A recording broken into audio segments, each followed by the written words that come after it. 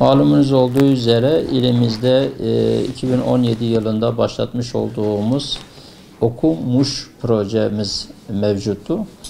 Geleneksel hale getirdik bu projemizi. Bu yıl ikincisini düzenledik.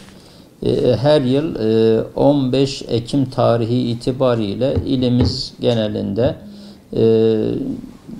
bir farkındalık yaratmaya yönelik bir program başlattık.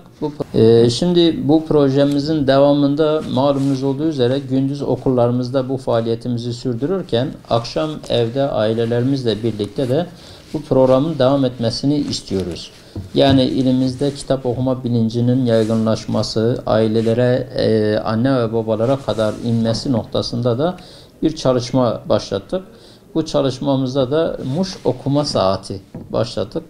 Hafta içi her gün saat 8'den 8.30'a kadar yarım saatlik bir kitap okuma çalışması yapıyoruz.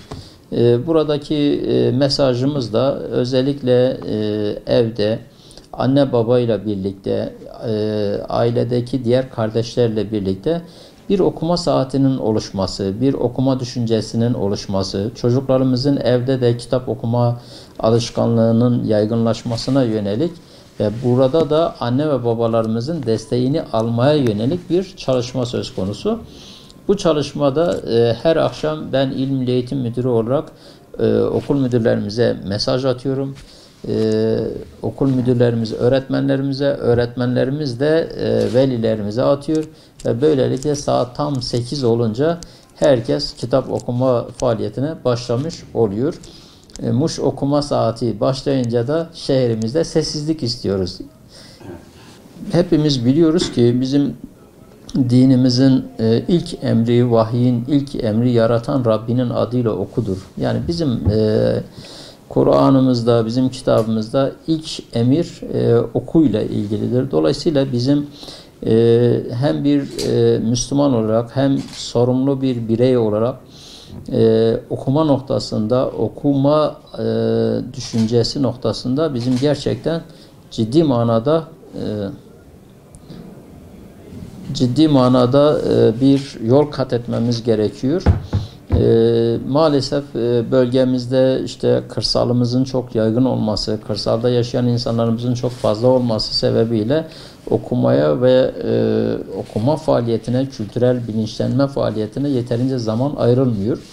Bunu arttırmaya yönelik, bunu daha fazla bir okuma düşüncesini yaygınlaştırmaya yönelik bir çalışma biz vatandaşlarımızdan, insanlarımızdan, halkımızdan ne olur? Yeryüzünün en onurlu, en kaliteli, en şahsiyetli işi bana göre okumadır, okuma faaliyetidir. Bu anlamda velilerimizden, ailelerimizden okuma projemize, okumuş projemize ilgi göstermelerini ve bu proje kapsamında da çocuklarımızla birlikte evde kitap okumayı yaygınlaştırmamız gerekiyor. Yani çocuk şunu anlıyor, benim annem babam da okuyor.